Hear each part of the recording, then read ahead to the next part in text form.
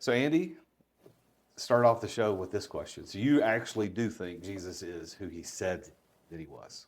Yeah. I mean, you asked me about a controversial question. That's probably the most controversial question that I get asked and explained on a fairly routine basis. I mean, I think he said very clearly, he was a man, he was God in the flesh, and he's the Savior of the world. So why And do you think that's the point. controversial? I mean, I happen to believe that too, right? I mean, for those that listen to the show frequently enough, they'll know that I do follow Jesus, even though this is not a quote religious podcast. But why do you believe that that's a controversial thing? Why is that so controversial? I think we are living right now in the United States in a post-Christian world, and what used to be taken as fact or what used to be taken as the truth is being challenged on every front. So we probably have a majority of people that have little faith or no faith at all, and we have a leftover remnant of people that still believe that Christ was who he said he was, which is Savior of the world, God in the flesh, and came to forgive men and women of their sin. I don't know who it was. I'm racking my brain now to try to figure out who it was. It might have been C.S. Lewis who said this, but his estimation of Jesus, because I think C.S. Lewis was investigating the claims of Jesus in the Bible to see if this was true, and then he ended up writing Mere Christianity, which is one of the most famous books of that genre about telling what Christianity really is and based on fact and not just ideas or concepts. But I think it was him that said, in his estimation, there's only three things you could conclude about Jesus. He was either Lord, which is what he said he was. Right. He was a liar, or he was a lunatic. But the last thing he could be is just a good dude. Yeah. He's not a good teacher. Right, I'm just a good teacher. I'm just a good philosopher. Yeah, I'm just a good man. Well, and that's what's interesting. Like Islam believes he's just a good teacher. And I think the Jews now would say, yeah, Jesus was a good teacher. He was a rabbi, but he was not Messiah. It's like, whoa. Well, you can't say you're Messiah. And like, if I said that right now, you'd be like, dude. You'd be in the lunatic I'd be in the loony. Or I could be a liar. So it's interesting, though, that we find ourselves in this day and age where people with our convictions are few and far between.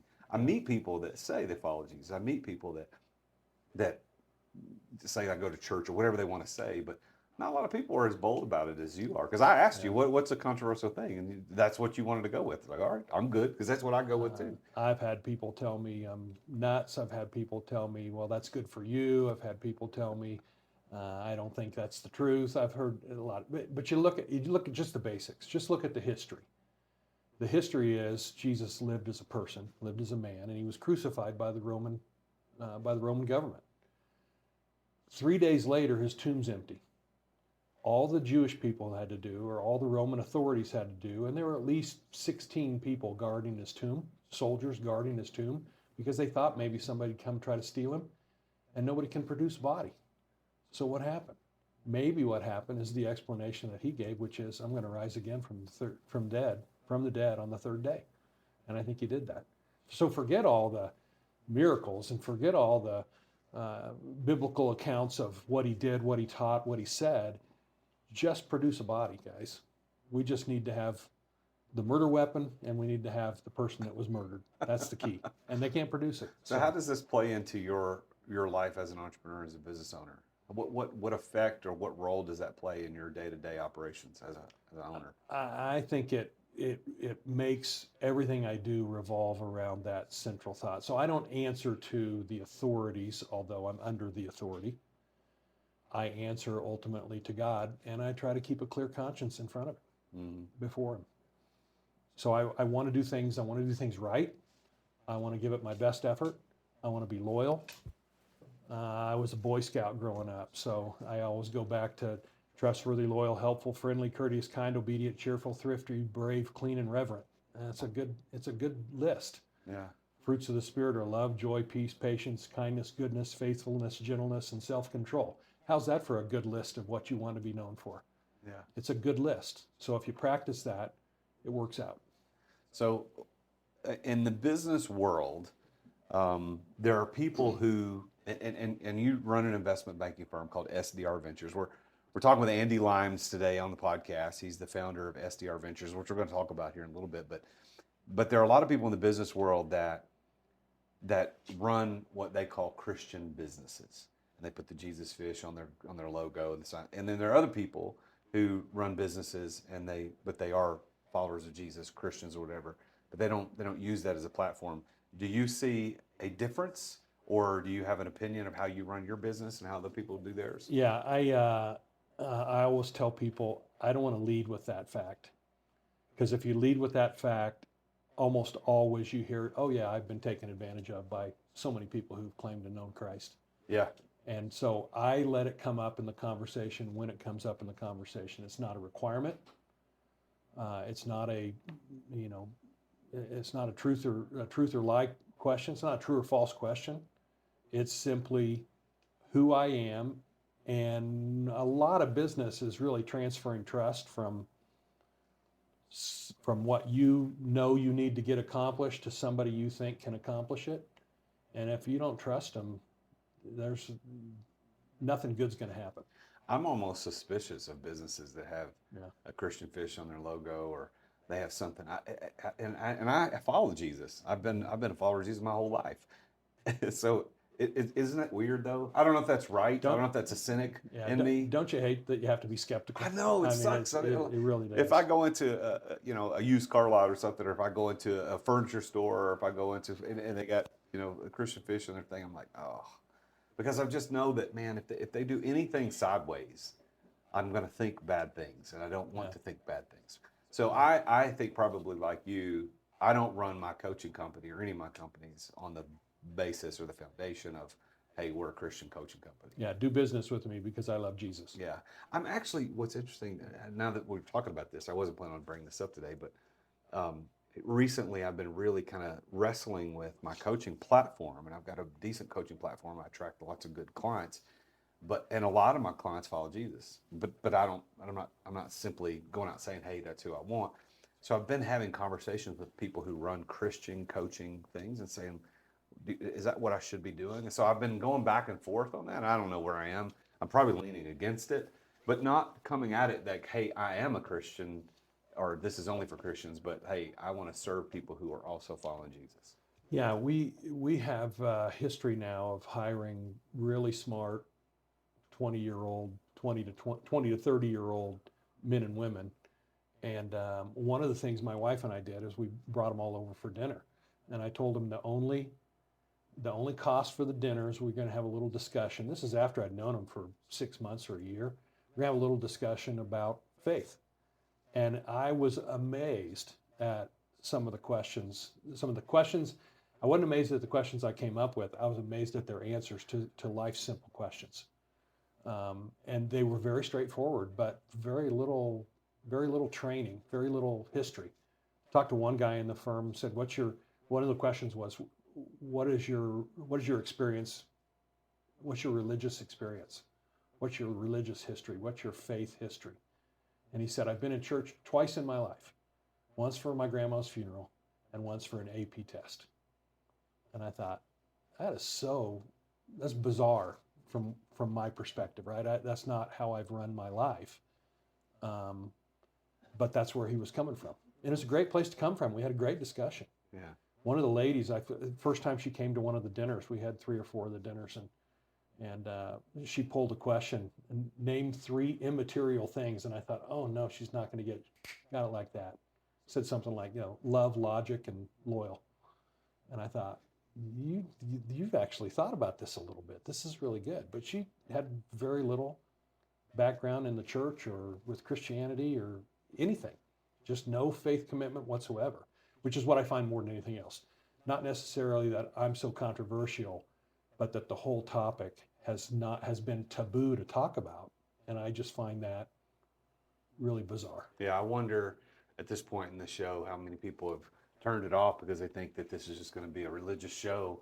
They were talking about that, but because they get turned off. And yeah, I get it. Everybody's got their own thing they want to listen to. This show is not a Christian podcast. I happen to be a follower of Jesus, and I always say Jesus is king. That's my sign off at the end, so people know if they listen. But I think it's interesting to sit across from somebody like you, Andy, who is interested enough to say, yeah, this is a controversial thing I believe in. I don't mind talking about it. Yeah. So tell me a little about SDR Ventures. So how long ago did you start this firm? We started SDR Ventures right after 9/11, 2001. So Oh, we my started in goodness. January 2002. Not a brilliant time to Was start that a on business. purpose, or was it? No, It was the plan. I was on a sabbatical in between jobs. I had left a career and a partnership with two other gentlemen who happened to be a father-son-in-law, and I was kind of sandwiched in between. And the business didn't need three of us; it needed at the most two of us. So I had decided I would leave and I would sell my ownership. And I took a year off. I took a sabbatical year off. First half of the year, 2001, really simple. Second half of the year, I was only 40, 41. It got a little fidgety and I got a little anxious about what I was going to do. And all the way back to my days at Deloitte, I had had a friend who had called me and said, maybe we should start this firm together. I think we can make a living and build a really nice business, helping private business owners transact. And I said, you know what? I've done that. I've sold a business. I've sold my own ownership in business. I sold a business that we had all owned together, and I had bought 3 locations. So I knew the nuts and bolts of it and thought that would fit. And we went around. We had this roll call of, have you dealt with this issue? Have you dealt with that issue? Have you dealt with all the alphabet guys, the IRS, the SEC, the EPA, OSHA? And the answer was yes. And we thought, you know, if we just did this together, I think 2 are better than 1. Let's just launch this thing and see where it goes. So the plan was launch it in 2002, and 9/11 happened. You're like, well, that sucks, but we're going to carry on. We're going to Yeah, keep we going. probably really came up with the idea between in the second half of the year. In the second half of the year, and everybody knows where they were on 9/11, 2001. I was walking my dog on the canal, came home, saw everything on TV. That didn't distract us. We just knew that there's still going to be business going on, and we were still going to be able to benefit from that. Yeah. And if we brought a skill set that business owners could employ, understand, know, trust, then we were going to be okay. So And- your and it worked background, out. your background was you were at Deloitte, and then you were a partner in a firm. What was that firm doing? That firm was Cummins diesel engine distributor. So we were Oh, it had nothing Colorado, to do Wyoming, with Montana. finance. No, I was the CFO. Started as the controller, left as the president. Was the CFO in between. We sold engines and replacement diesel parts, and did repair work in Colorado, Wyoming, and Montana. And then we had the owning business and the carrier transport refrigeration business. So I roll it all together and say heavy duty industrial distribution is really what we did. So was your background in finance? Went to college, got a degree in finance. Got a degree in accounting, sat for the CPA exam, went to work for Deloitte, was a tax CPA at Deloitte for 5 years, and then went to work for one of my clients. The Cummins Power was a client of mine at Deloitte. Okay. And So when their CFO resigned or retired, they asked me to come on board. so moving into this new firm in 2002, which is, did you name it SDR Ventures from beginning? Yeah, that was the first day. First day we put all our business cards on the table. That's when people had business cards. We had about 300 business cards. And we said, okay, what's our name? And we sat around until we figured out strategy, direction, and resources, shorten it to sdrventures.com. Nice. So, Okay. So bought the website, got a couple of cell phones, rented an office, started dialing for dollars. So it's you and another person. Is Right. the other person still involved? Yeah, he is. He is. And so it's just the two of you are partners. It's just Chris and I. We've actually transitioned here a little bit. Scott, who is now effectively he is a managing director and the COO of the firm. We have sold the firm in the last 2 years, but we're still of counsel, if that's a word that makes sense to you on the legal side. We're still pretty active in the business in terms of helping them make the transition. So we're in our transition period. Oh, nice. Yeah. Good for you. So now, what I think most people don't know is what the heck is an investment banker? Like we hear this term, and we think, I think a lot of people think, well, it's somebody who makes a whole lot of money doing something with Wall Street, but it's different than regular bankers. Break it down. What is an it? investment bank? If you're going to be demeaning to our to our profession, you would say we're a realtor for businesses. We buy and sell companies. That's what we do. Is that what all investment bankers do, or is that what you're? That's what pretty much all investment Okay. bankers do. Excuse me one We can edit that out. So take your we'll- time, get a drink, and we can edit that out. So pretty much all, when you say investment banking, what you're talking about is a group of professionals that help other businesses or individuals buy or sell businesses.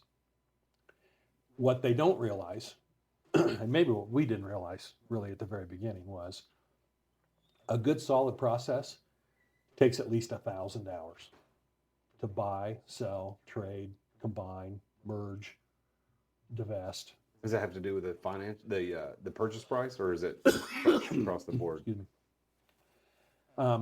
That has to do with all aspects of the transaction. But I mean, like is a $10 million business versus a $500 million business still take 1,000 hours? Oh yeah, no, they all take if you're going to run a full process, which is gathering information about the company, presenting it in a confidential information memorandum, distributing that to the marketplace,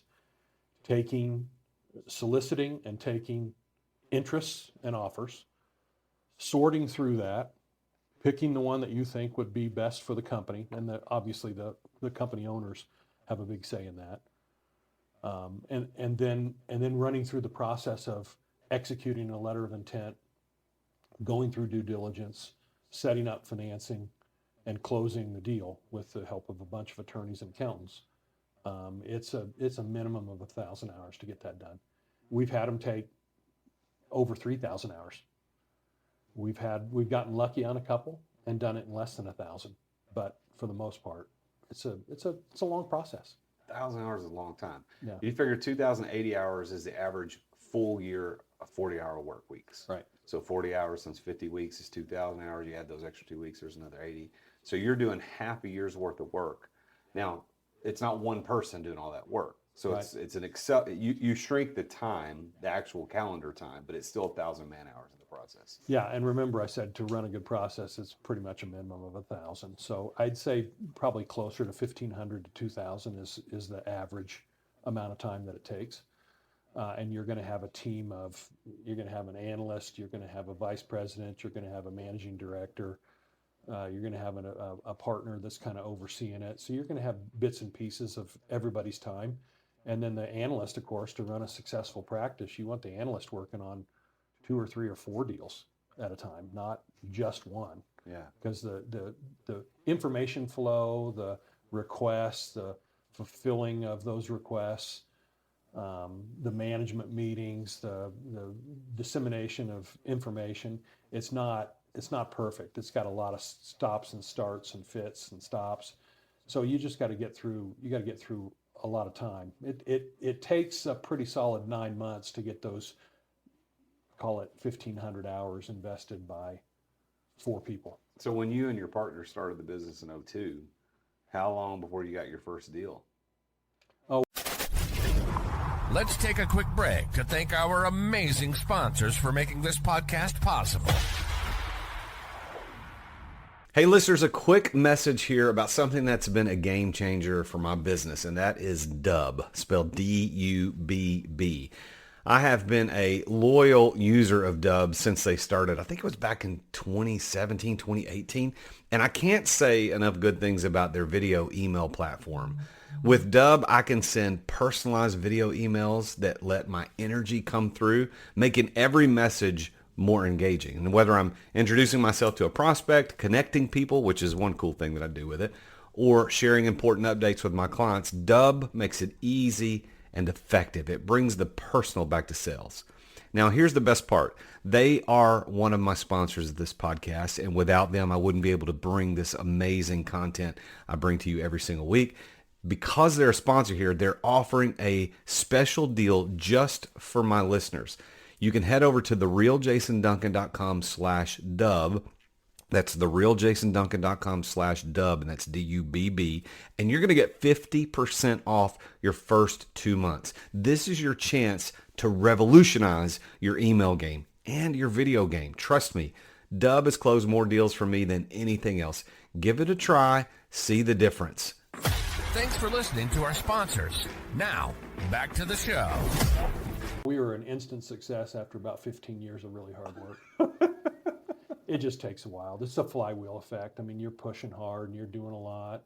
I'll give you an example. The first year, we had everything bought and paid for, and cars and benefits and rent and all the new furniture and everything, and all the receivables were ours, free and clear. Didn't have a bank loan, didn't have anything, and we both made $45,000 at the end of the year. Well, I can't live on $45,000, but we knew we could go from there. And the last 5 years or so before our sale were really strong years, and you're getting paid very well. Yeah. Well, investment bankers are not. I think that's kind of the thing that people know. It's like, well, investment bankers somehow they figured out how to make a lot of money. But are investment bankers all former CPAs and CFOs, or is there another? No, they usually come from 2 or 3 disciplines. Accounting is one big one. CPAs, finance and financial modeling is a big. We get a lot of finance students that like to do this. Legal, law is another area of people that like this. They like it a lot more than billing every 6-minute increment of an hour. So they want to work on a project. So those are the kind of the 3. But you got to have that. You got to have that brain's got to be turning on about what's interesting about this company, what makes it tick, why is it valuable, what drives the value of the companies, where do we go from here, what's the next strategy, how good's their plan, how good are their people, how good's their team, all those kind of questions. That's why it's 1,500 hours. There are hundreds of hours of deciphering that. And if I'm making fun of our own organization sometimes, it's called a confidential information memorandum. I say we get paid to write term papers on companies, right? And we get high marks for the detail and the diligence and the understanding of this company and then where it fits in its marketplace. They like that. They instantly either see it and understand it or know how it's going to fit inside their conglomerate, inside their private equity group, inside their portfolio of companies that they want to invest in. So a PE firm, private equity group, uses people like you to analyze deals, or no? They don't use us. They buy from us. They buy the companies you list. Private equity especially appreciates an investment banker being a go-between the company they want to buy and them, because they know they have a professional class of services that are being employed by the selling company to make sure we know everything we need to know about that company. And that's what we put together in the SIM. So are you primarily representing the seller in all your Primarily, deals? yeah. So it's not a lot of buyers. Over 80% of the time we're sellers. Yeah. Every once in a while we'll have a mandate to go find something we want to buy. Mostly that's, help us find something we want to buy that already fits what we're already selling, just in a different geography. So we want another company that we can chain along in what we do. How many deals are you working on at any given one time? Is that Gosh, I think today in the shop there's about 12 active engagements going on. Wow. And so investment banking is fascinating to me only because I'm now learning what it is. And I think it's fascinating to me because I have been in acquisition mode for the past several years as an entrepreneur, a business owner myself. And I've twice gone all the way through LOIs to buy companies, and they both fell apart. I've been on the seller side where they fall apart, and I'm currently, as you know, I'm looking at another acquisition deal. And what I've learned is that brokers in general just are terrible. Like they're really, really bad. You said investment bankers are real estate agents for businesses. Yeah, they are. Well, they're like, I think of brokers as the worst type of real estate agent. They put the sign in the yard and never do anything else. Right. And so why is it? And I know they're good brokers. So listen, if you're a broker out there and you heard me say that, look, I'm just telling you what my experience is. But why is there such a big difference between what a broker does and what you guys do? I think it's the size and the scale of what we do. Mm-hmm. So we work best with companies that are a couple $1 million or more of earnings or cash flow or EBITDA. And the reason is because that's when you can really kind of start to professionalize your organization. At $2 million of earnings, you've probably got a CFO, you probably got a chief marketing guy, you probably have you probably have a technology guy, you probably have an operations guy or lady, obviously. So you can specialize a little bit more, and when you specialize a little bit more, you can add value to your company, and you can rely on that. So you've built it. You haven't built a company. You've built a team, and they all do the same thing for the company in terms of building value. Yeah, so brokers are probably listing on the lower end of the market. Yeah, the lower end of the market, and I'm not sure sometimes they have the expertise that they need to be able to tell the story behind the company. We get some of their teasers every once in a while just because they come across our desk. You'd be amazed at how many times in a 2-page document they say the exact same thing. It's like, you're just wasting my time now. It's just a reading exercise. You've told me 6 times in 2 pages that the company does $12 million of revenue and is growing 10% per year. You could have told me that once. I could have figured the rest out by myself. Now tell me where it's getting its growth from. How does it acquire its customers? What does it do that's unique and special in the industry, in the marketplace? There's just a lot more to the story. You got to have the business gene. You got to be just fundamentally saying to yourself, what makes this company special? So that's an internal driver almost. That's one. And then the second thing you got to do is you got to say, I can figure this out. I can understand this. And when I understand it, I can put it on paper. So what are some deals that you think back into your 24 years experience, 22 years experience, a deal that you're like, man, this was a lot of fun. This is a deal that went down, just how much money it was. I mean, can you tell us a little bit about a deal you like? I can't tell you a lot of specifics, but I can tell you that when there is no higher honor for me as an individual than when somebody says, I trust you to take my life's work and monetize it for my family. And when you do that, there's just this huge amount of trust and risk transference onto me, and I take that really personally. I can tell you one story. We sold a company, still the largest Colorado sale by a Colorado investment bank for the last 20 years, a $250 million sale. They sold to a public company, splashed the purchase price all over the place, so I can tell you that part. Great company. They did a wonderful job. We did 10 different transactions culminating in the sale for them. We helped them buy, we helped them finance, we helped them grow, and then we sold them. About halfway through that, my partner, Chris, came to me and said, that they're using somebody else to maybe sell their business. And I said, well, this will either be the best thing that ever happened to us or the worst thing that ever happened to us, Chris, watch. And sure enough, it failed. We went back to the CEO, and the CEO looked right at me and Chris and said, I'm never leaving you guys again. We said, there you go. Because he had to trust the process. He had to trust us to help him, to be I call it being his alter ego. I'm his alter ego in the marketplace. Mm-hmm. And when that happens, and you take it seriously, you work your butt off to try to make sure that it's successful. So now that you're in this transition phase after 20 some plus years of doing it, what are you going to do next? We started another company along the way called Colton Creek Capital that does investment. We've grown that to about $150 million of investments. It's been a lot of fun, been a really good ride. I'm active in that a little bit too. But I seriously want to see the guys that bought us be extremely successful. And the folks that work for us, they don't come to work for their base pay, right? This is a eat what you kill kind of business. And we have a really aggressive and solid compensation plan, but they know that we got to get things closed to get that done. So they're motivated. We're all aligned. We know that when the bell gets rung, everybody gets to win. And that's really fun. So do you have, because forgive my ignorance here, but so you've got these finance people from finance, financial markets, CPA, the people in the finances that are doing this. Do you have anybody on your team that's just purely a salesperson? No.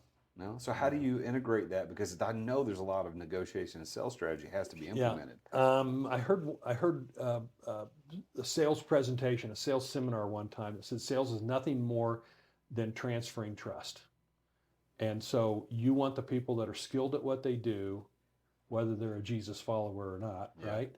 And then you want them to be trusted by the company and the company's ownership to get the job done. Once you have that, then the technology, the technical skills start kicking in, and you better know what you're talking about, which has never been the issue. We've never been fired from an engagement, ever. We've never had somebody say, you guys did such a bad job, I'm not going to hire you anymore. They've all said, we love you guys, we want you to work for us, or maybe we're sorry it didn't work out and we understand why now, so let's go back and work on that. But it is that transfer of trust, and once that happens, selling comes pretty straightforward. There's probably 2 or 3 of us that are better at it than the rest of us, but once you know what you're looking for, and more importantly, you know what their goal is, you're speaking to that goal, you're speaking their language, and all they got to do is make the mental click of, these guys are going to get it done. I think they're my best choice. So why do you think you've been so successful at this? I mean, you've built a pretty sizable firm. You're doing tons of deals a year. What is that key that has helped unlock success for you? I think it's a multifaceted question. I think it's more than one answer, but what we kind of started with in terms of loyalty, they know we have their back. They know that we've been there, done that before. They know that we, for our own account, call it what you'd call it, for our own account, have bought and sold businesses. They know that we know what they're going through. They know that we will represent them well in the marketplace. And they understand that they should not do that themselves. The attorney who represents himself has a fool for a client. That's what they say. Same thing for investment banking. And people have tried it. We had we had a father-son team who spent 6 months trying to put their own deal together. And they did it because of our fees. And he was still, I consider him a friend of mine. And when it fell through, and during that 6-month time, they took their eye off their business and had $1 million bad debt. I said, how does our fees look now? And he goes, oh, you guys look really cheap right now. I said, okay, so let's get this thing done. We got it done. So how do you define the word success? What does it mean to Andy? Ooh, good question. Not sure I've ever been asked that before. I think success is the ability to look backwards and say, I've done what I said I would do, when I said I was do it, to the best of my ability. And I've heard, I was a basketball player, now I'm a golfer. And the only thing that you can hope for in sports is to do the best possible, to work as hard and try as hard to the best of your ability. And when you've done that, win or lose, you've done everything you can do. I think success is probably that way. So I had a match one time where I had probably my second or third best round ever, and I got beat by a guy that just clobbered me. But he was 7 under par after 15 holes. wow. And I said, congratulations, I didn't lose, you won, right? I played as good as I can play, and I took you all the way to the 15th hole, and you beat me because you were 7 under par. I don't know if I'll ever be 7 under par, but he was that day. Wow. So by that definition, do you consider yourself to be successful? Yeah, absolutely. I still have that scorecard in my office. It's pinned up on my wall, right? It's literally as good as I can probably play. He just was a better golfer, and he had a career day. I mean, it was just plain. It was really simple. It was no, I hate you, you hate me, let's go beat each other up on the golf course. It was, I respect you, you respect me, let's get going. I mean, I started birdie, birdie, par, bogey, birdie, par, birdie on the first 7 holes, and I was 1 down. I'm not going to play any better than that. That's all I got. If you're going to get beat, that's the day to get beat. That's all I got, man. That's all I got. Because if you win on a day like that, so of course you should have won. Well, absolutely. Absolutely. I mean, he shot whatever he shot. He shot 65. I've never shot 65. Yeah, I don't even know how to do that. I don't know if I ever will. So I want you to put on your advisor hat, your consultant hat now. So if you're talking to this audience full of entrepreneurs that all want to be successful, what do you think it takes to become successful? What is your best piece of advice? my best piece of advice is get the training that you need. You know, do something that you really love, right? And then apply that. Work hard, be loyal, differentiate yourself against all the other people that they could have chosen from. And you can probably do that with personality as much as anything else, just making sure that they know without a doubt you got their back, right? And then tie all those things together and say, here's the package. I'm done. I've done everything I can do for you. I've used every trick in the trade. When we did those 10 transactions for the company that ultimately sold for $250 million, at the end of it, we were like, we did one of everything we know how to do for these guys. I mean, I can't think of anything else we could do other than take more time and keep repeating, and then sold for $500 million. But that was not their number. Their number was $250 million, and they sold. And it was a fantastic success story. By the way, started day one, sold year 10. Think about that. Starting a company from scratch, nothing else, brand new company, and in 10 years, building $250 million of value. That's a pretty strong success story. What industry was that? Technology-enabled business services. So it was great. I mean, their little piece of the action was they were working transactions all the time, 100 million transactions a year, you know, or more. They sold for a couple dollars per transaction every year, and they were just the back office making everything talk. They just built the system that made the back office talk. Wow. So if somebody's looking at selling their business, what is your advice to them? I mean, if they're thinking about it, who do they call first? They call an investment banker? Do they call an attorney? They call a broker? Who do they call? They call the first person they know. And usually that is their CPA or their attorney. And they say, I think it's time. Who should I have in my corner? And CPAs and attorneys will usually find or know somebody that can represent them well. If they're looking for a specific, then we rely on our search engine optimization. You know, if they're looking for investment bank in Denver, we're going to be high on their list. If they're looking for pet animals, pets, dogs and cats, investment banking, they're going to find us because we built a little mini practice inside the practice on that. If they're looking for collateral material in an industry that talks about valuation, they're going to find us. I mean, we might not be on the first Google page, but we'll be on the second Google page almost for sure, because we worked really hard at making sure that we could be found. Mm-hmm. So as part of it's just raising your hand and saying we're available.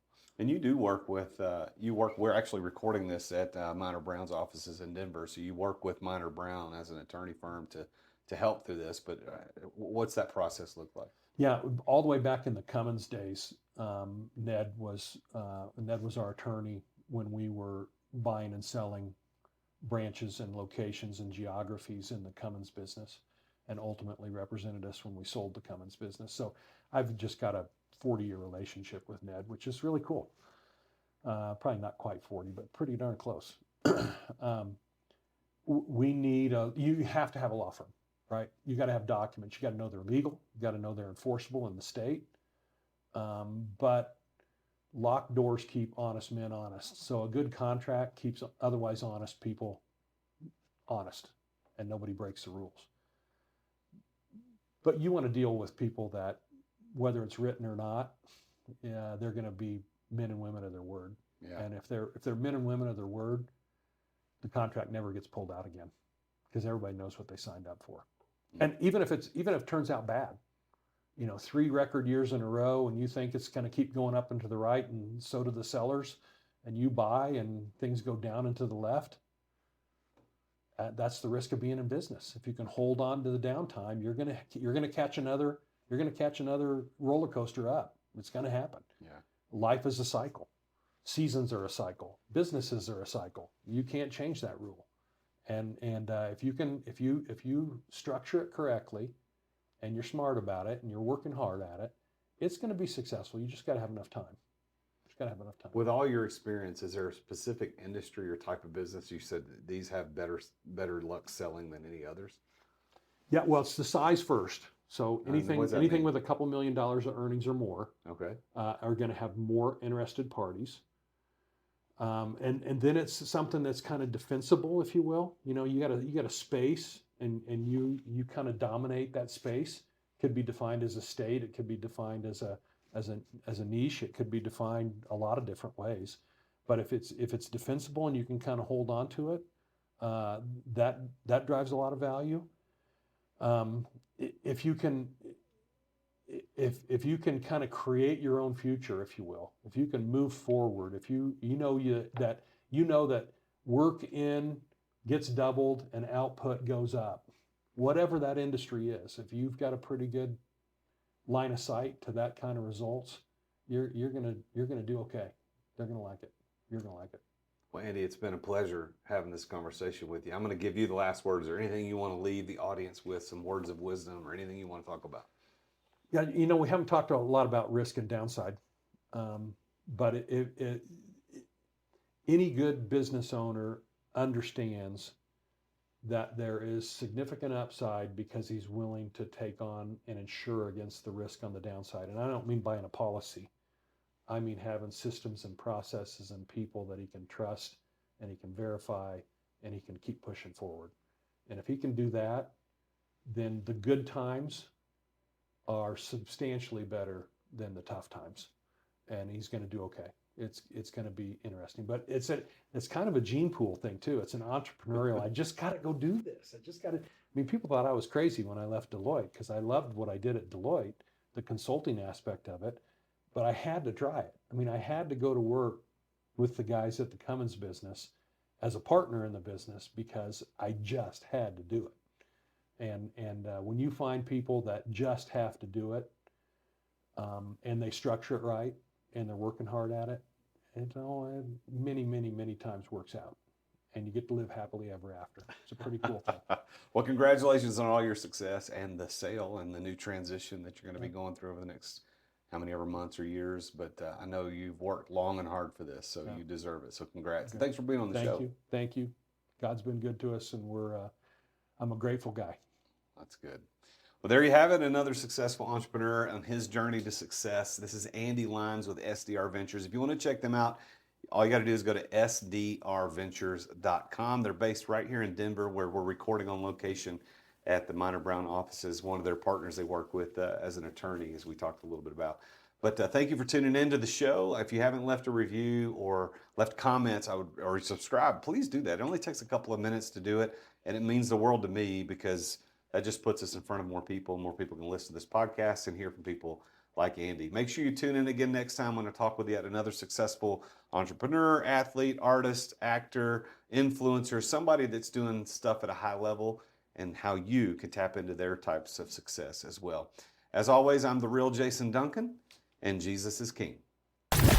Thank you for listening to another edition of The Root of All Success with the Real Jason Duncan. If you've enjoyed this week's episode, visit therootofallsuccess.com to access the show notes and other helpful resources. Follow Jason on social media at The Real Jason Duncan. See you again next time here on The Root of All Success.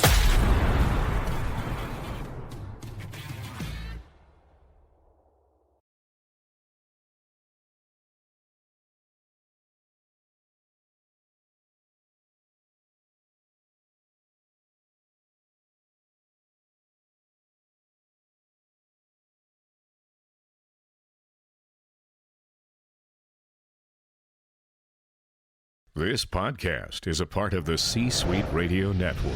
For more top business podcasts, visit c-suiteradio.com.